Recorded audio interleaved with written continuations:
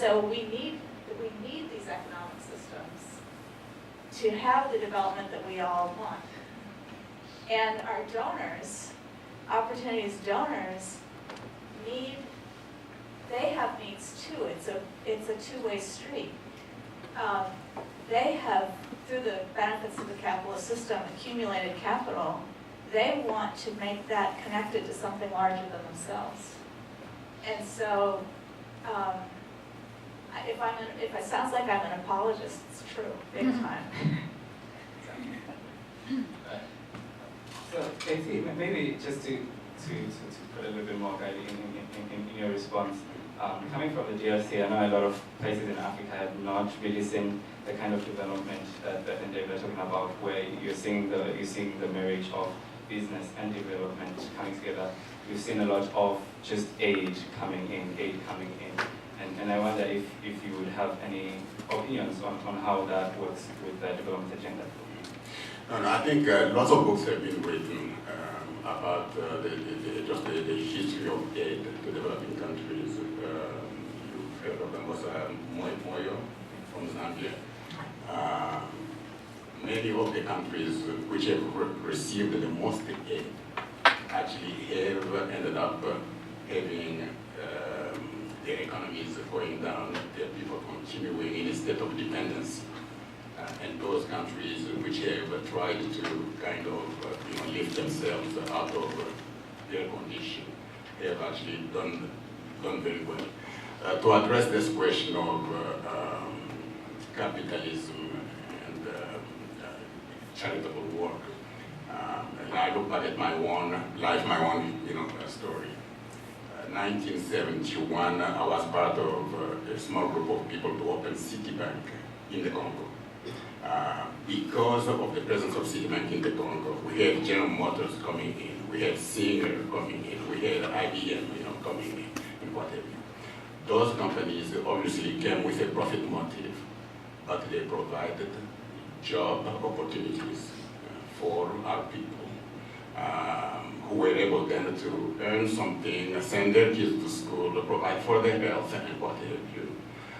They helped the country generate income that contributed to the overall, just welfare, of the place.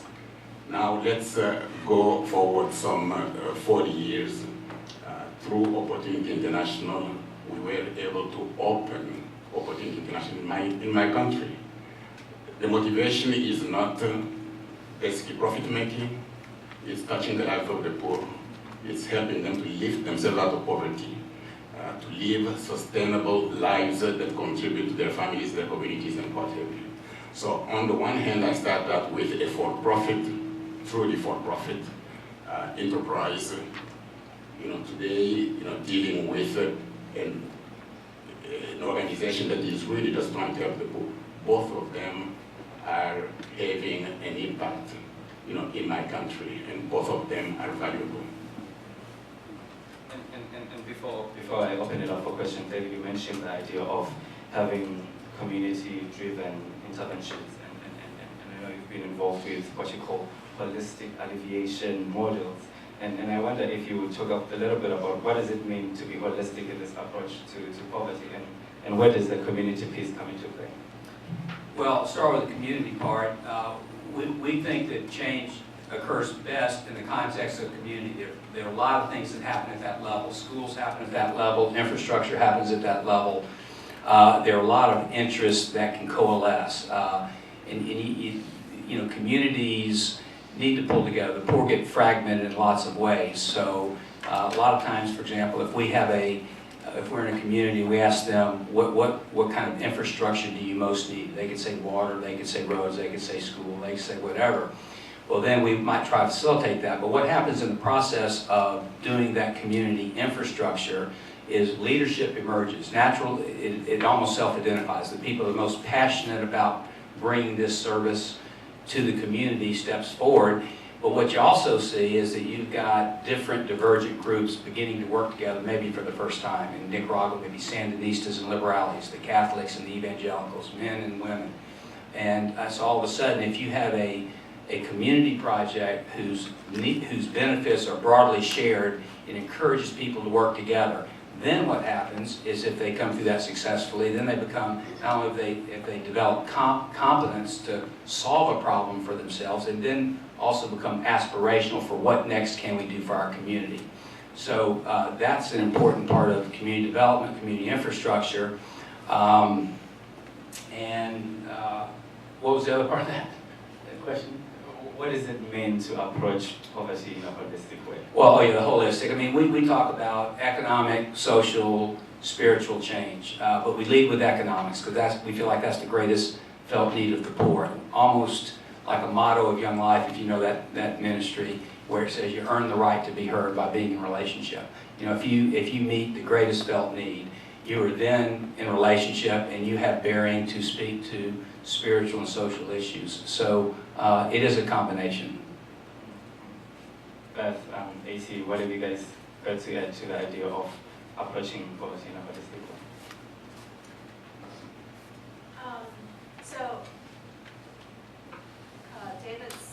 Nicaragua is a great example of approaching it in a holistic way.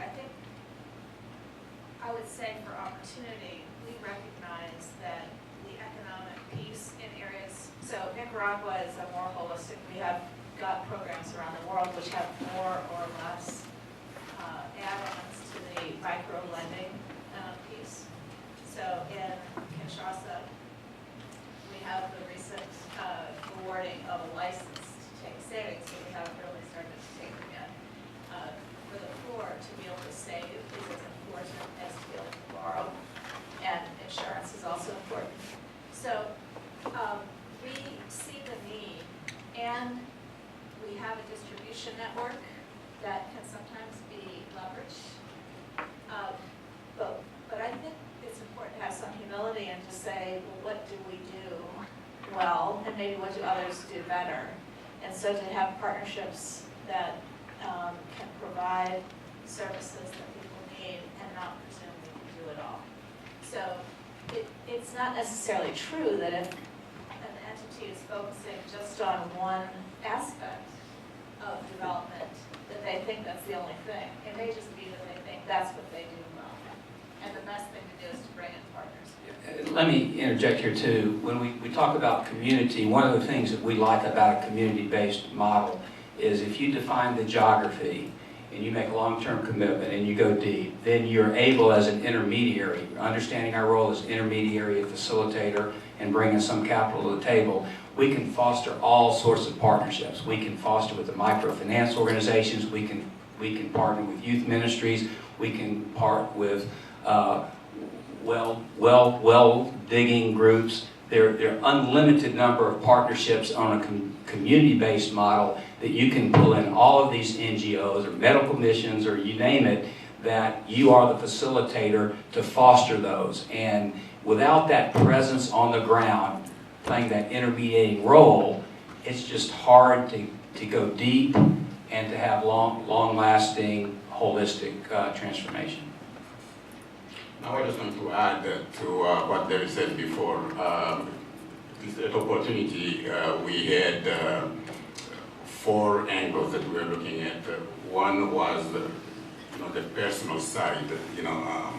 How do we get our clients, the poor, to have dignity and to really achieve a situation where they can look you in the eye, be proud of what they have achieved, on their own. So there is a personal dimension there. Obviously, the personal dimension cannot be achieved without the economic dimension that David was talking about. But there is also a social component. The social component is that when our client is successful in his or her own, life, she becomes or he becomes somebody to reckon with within their communities. They will become the leaders of wherever they are. They will be able to provide not only for their families. Those who are successful are able to provide employment to others in their community. So it may be one dimension in terms of microfinance, but it does provide something to the community in that sense. And then the last dimension is, the spiritual dimension. Yeah, we don't do it just for the sake of doing it. Our motivation is Christ Jesus calling us to love and serve the poor. So in the end, what we would like to be able to do is to impact the poor for Christ. Thank you very much. At this point, I will open it up to questions. Thanks, Pablo. I was really struck by what Beth said about capitalism. And I guess as I understand it, the beauty of capitalism is that by allowing an individual to maximize their private profit, you're also allowing them to maximize their private potential. And I guess from a Christian point of view, that's what we want. We want every individual to maximize their fullness of their potential. And as I understood microfinance, one of the main draws and pulls of microfinance is that the idea is to get people up on their own feet, to borrow money, to start a business, so that they can maximize their own profit and their own potential. But from some of the empirical work, like we've come across in classes, development classes on the development economics major, one of the main criticisms of microfinance is that it tends to be successful when it comes to consumption smoothing, like helping people to get out of maybe a crisis or just to smooth their consumption. But when it comes to starting businesses that actually sustain and run profit, it has limited success. And I was wondering if that's a fair criticism in your experience or not.